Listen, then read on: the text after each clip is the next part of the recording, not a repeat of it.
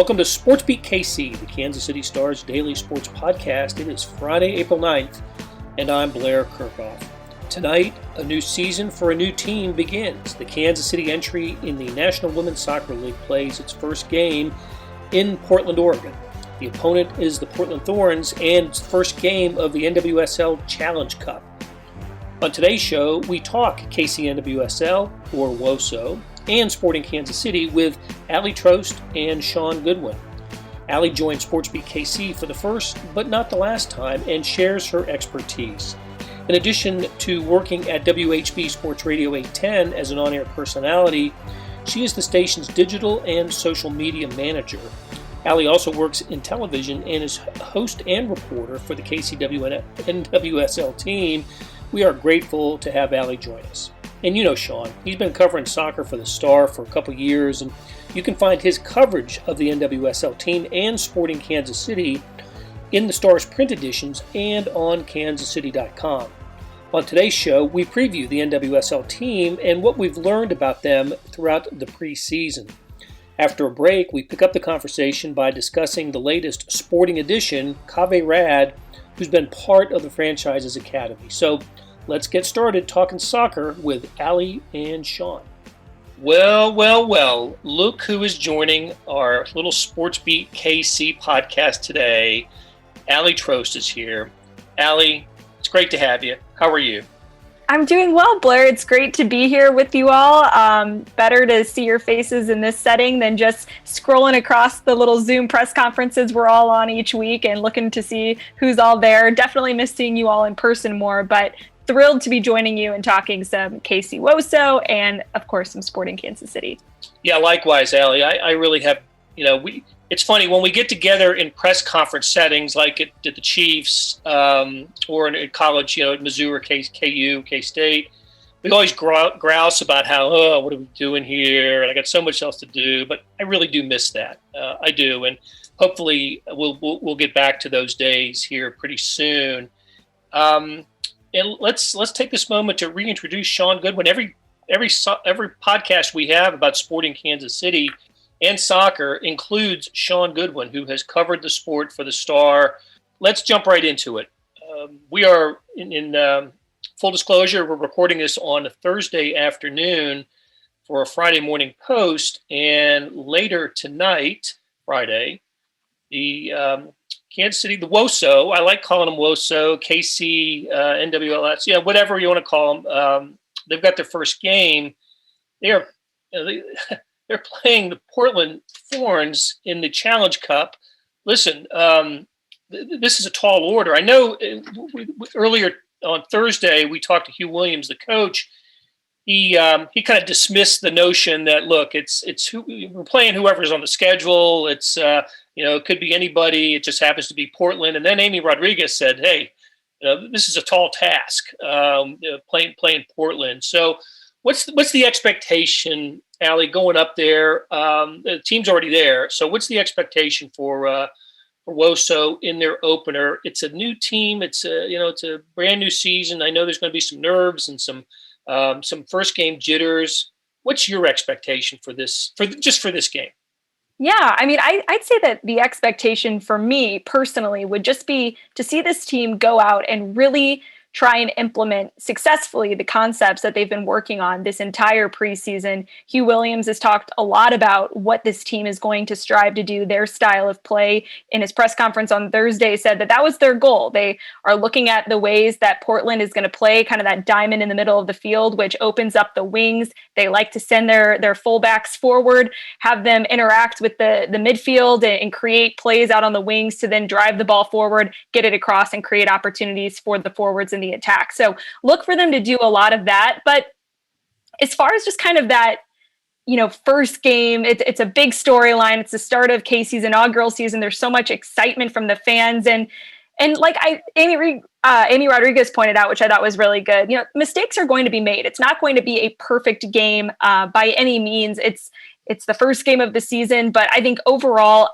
what my expectation would be for this team to come in, fired up and ready to go and play with a lot of energy and a lot of passion. It's been a very long preseason for all of these women, and a lot of them, all of them that I've talked to, are so excited to get back out on the pitch, play a real competitive game. So I just really am expecting to see that energy and hopefully see that successfully married with the tactics that Coach Hugh Williams and the training staff are looking to implement in this game and throughout the rest of the season.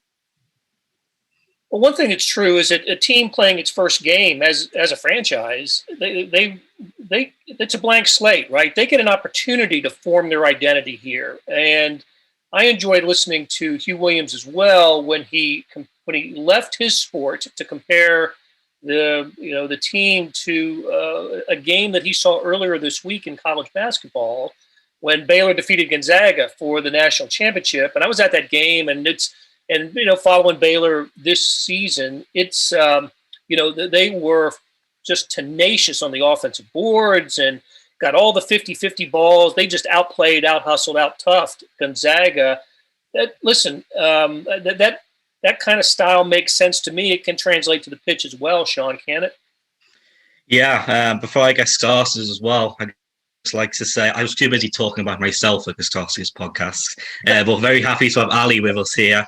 I don't know if people know, I'm sure they do by now, but Aly, you're a team reporter for KC NWSL as well, so maybe you can give us some hidden insights and secrets. Who knows, right? Yeah, I might have a couple up my sleeves here, but that fast attack, high pressure style is something that, I've been out at practice a couple of times, and that's something that they're not just talking about implementing come game day. They practice that exact same way. I was blown away the few times I've been out there with just how fast paced they move, how the high intensity you don't have a silent moment on the pitch. Everyone's communicating, everyone's playing quickly. And that's the message from the coaching staff. It's faster, faster, faster, quick. And they're really going to, I think, take that into every single game this season, not just because that's the methodology that Coach Hugh Williams is wanting to kind of go along with this team, but that's because it's how they practice. That's how they play. That's, kind of the mentality of this team. And I think it's going to serve them really well. At the same time, though, when you do play so attack-minded and you are looking to really push the ball forward and get, forward and send numbers into the attack, it does make you susceptible to counterattacks, which is where I think Rachel Corsi comes into play. She's a veteran center back. It's a player that Coach Williams has a ton of trust in and is someone who really anchors that back line. And they kind of have some captains on every single line of this team. They've got Amy Rodriguez up top. They've got Desiree Scott anchoring the midfield.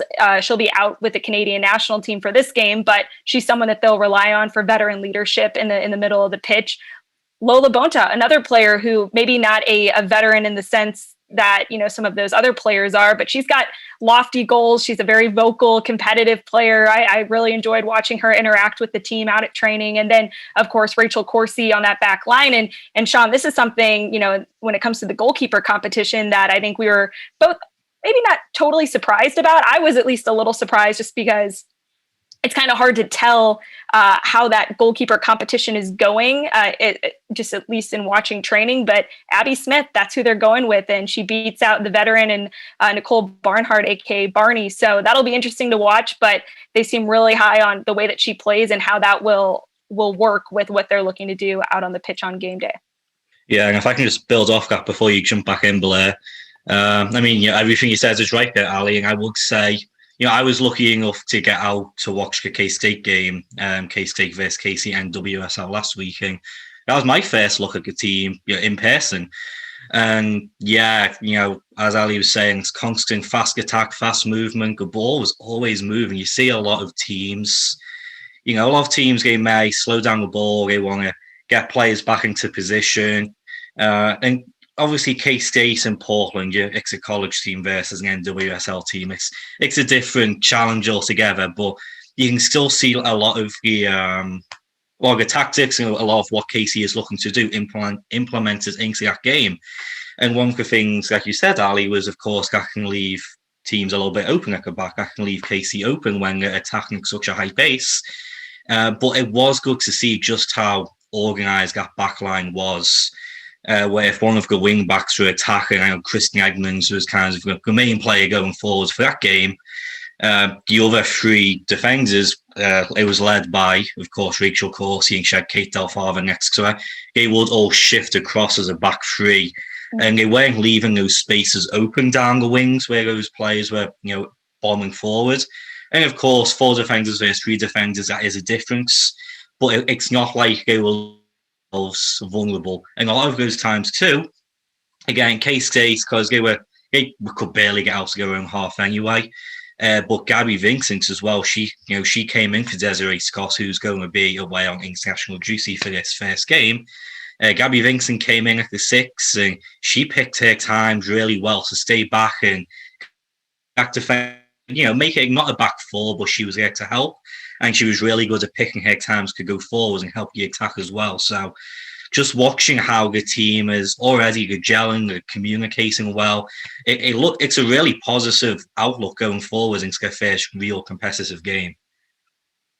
Hey, so Hugh Williams says no pressure on Amy Rodriguez, but she better score some goals this weekend. So I think that was in response to your question, Shaun. What is that a potential issue for this team?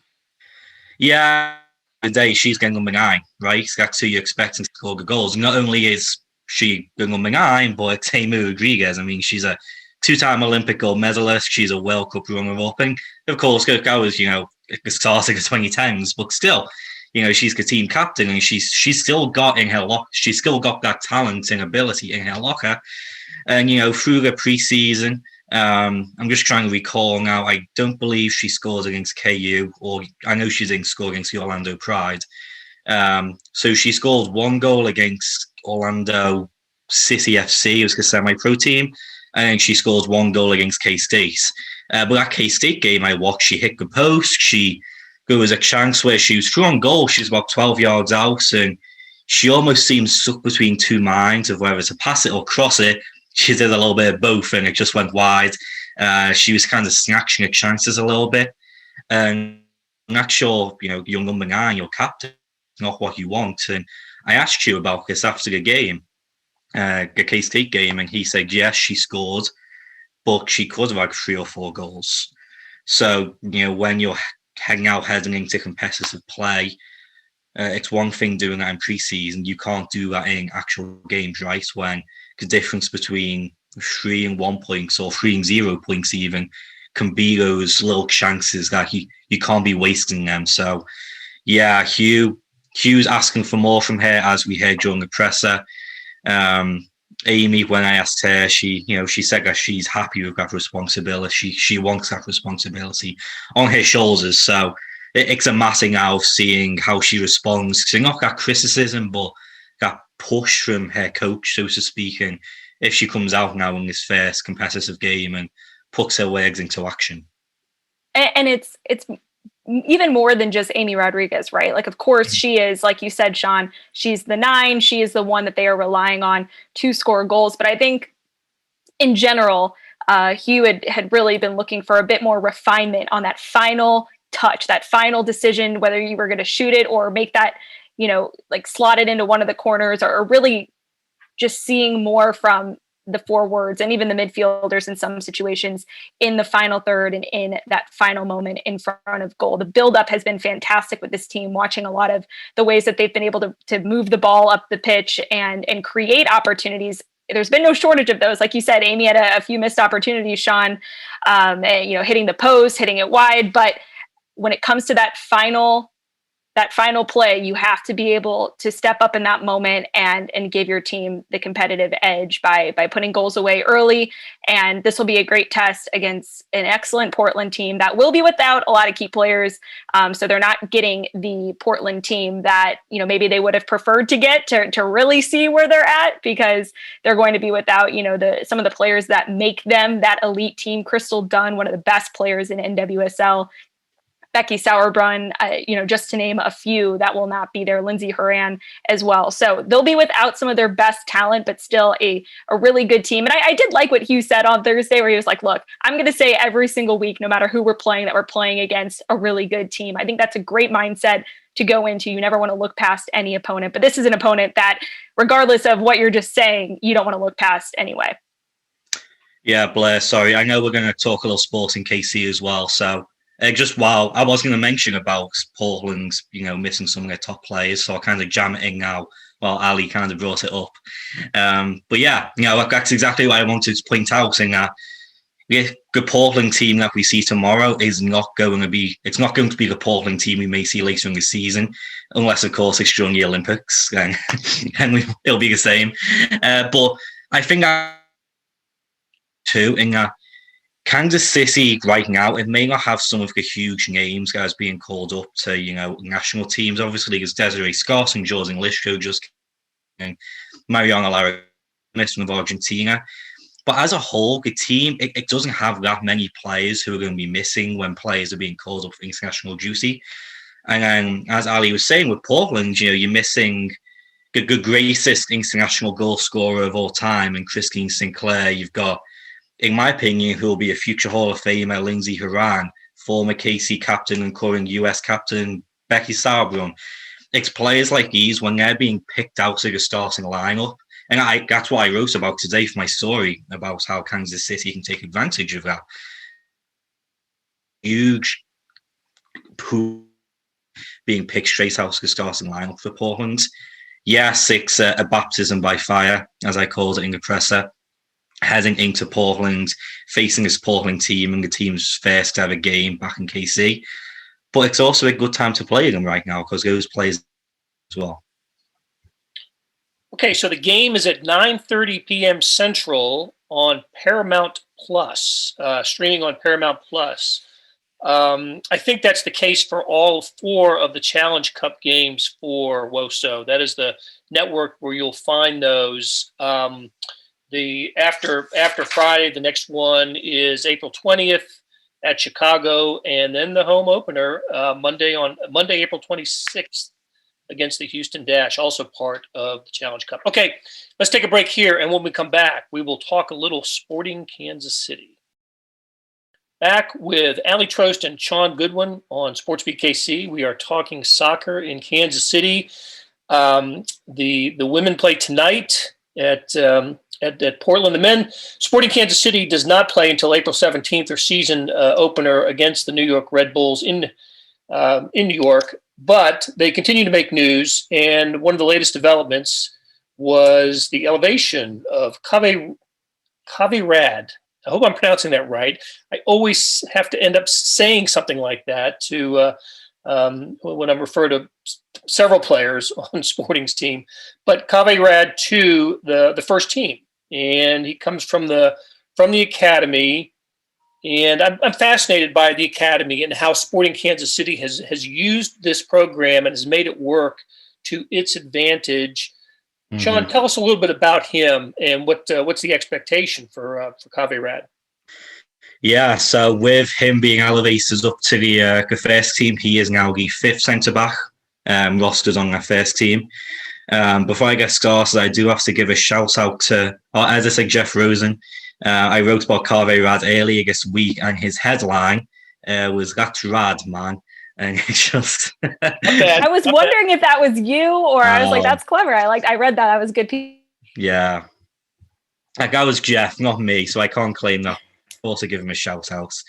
But no, from what Peter Vermees is saying, he does really like what Rad has to offer.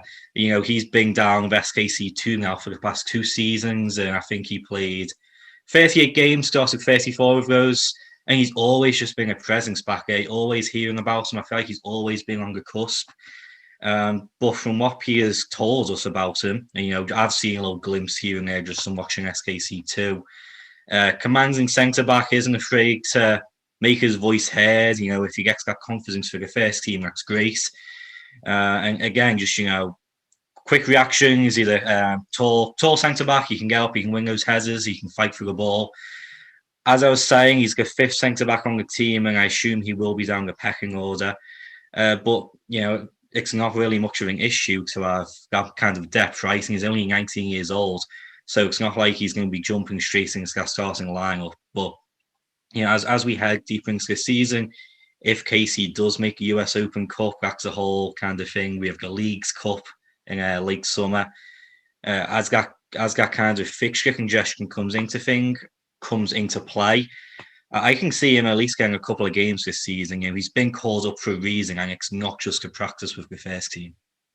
Yeah, Shaun, I'm with you. The depth is so important in the sport of soccer and with the Sporting Kansas City team because of some of those mid-season competitions that pop up. A great opportunity, US Open Cup, for younger players to get that experience.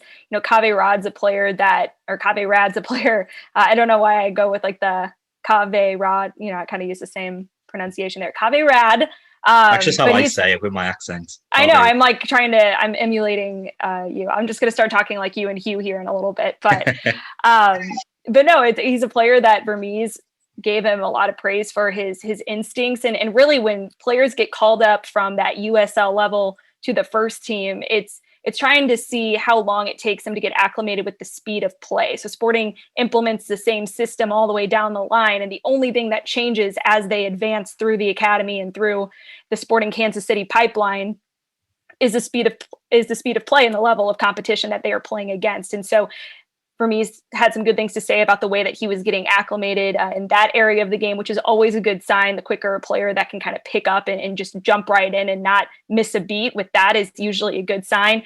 But like Shaun mentioned, it's a very deep center back room right now, which is kind of crazy to say, especially after last season where it was basically a revolving door. Each week it was a question of who's going to be starting at center back for Sporting Kansas City. But all that does is create really good competition. And Vermees isn't afraid if a player is, a young guy like Kaveh Rad to give him the start if he's earned it. That's something that Vermees is proven throughout the years. And so I think it's a great thing. They bring in Nicholas Isimat Murin, who goes by Issy. He'll be likely one of the starters alongside, I would imagine, Roberto Puncic. Andre Ufantas is finally healthy. Graham Smith got significant minutes last season and has, gotten more minutes throughout the years since he was drafted, I believe, and it was 2018 that they brought him in.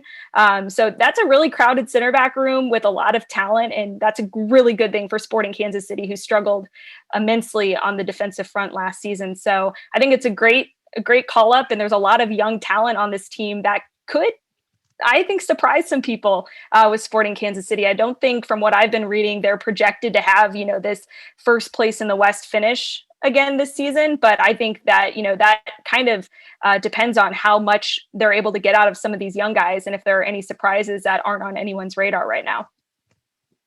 I love those pronunciation of names, Aly. I will use those. Thank you very much. You're right, and that's something we'll talk about next week. I did see some MLSsoccer.com predictions for Sporting Kansas City, and you would never have known this team finished first in the West based on those predictions. We'll save that for another week. But I watched Kaveh Rad's press conference. I thought it was fun on a couple levels. First of all, I don't know this for a fact, but it seemed like it might have been his first time doing something like that. He didn't know how much to say or elaborate, and a little bit shaky with it, but that was just, I was just kind of feeling for him a little. But he also, and again, Shaun, I think this was your question. I know he has, basically grown up through youth soccer playing against Gianluca Busio, which I thought was pretty interesting. And his teams often won, if I understood him correctly. Yeah, he says his teams often ran over Busio's team, and Busio didn't play on a very good team, apparently. How can that be? I know, right? Crazy. But, no. I was laughing kind of the same thing as well, Blair, with, you can tell when players first come up. And I've done a lot with a lot of the academy players, like interviewing them for stories too. And you can tell, especially as players get older, they kind of get used to those press conferences, and the younger guys, they don't know what to say, or they don't know how much to say. But yeah, they work their way into it. So. All right, guys, we'll leave it here for this week. Aly, great to chat with you, and thanks so much for joining us. And Shaun, as always, great information and insight, and we will do it again soon. Always here. Appreciate it, Blair. Thanks for having me, guys. It was fun.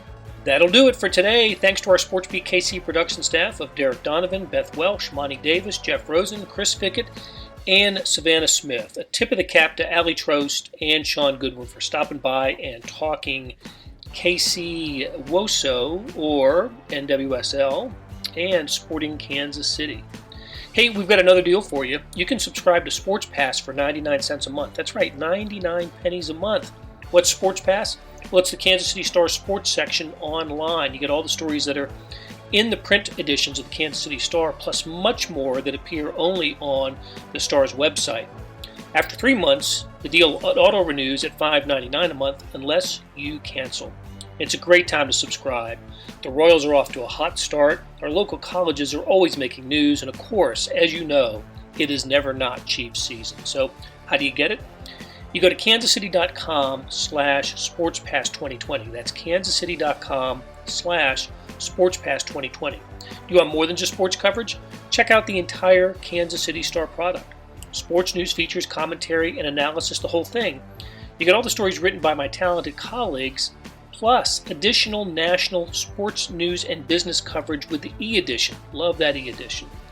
The details for all of these deals can be found at account.kansascity.com/subscribe. And if you're having trouble hunting down any of these offers, send me an email, bkerkhoff@kcstar.com, and I will get you to the right place. So whether it's the Sports Pass or the full subscription, you're getting and supporting the best sports and news coverage in Kansas City and helping us produce programs like SportsBeat KC. Thanks for listening, and we will be back on Monday with another episode.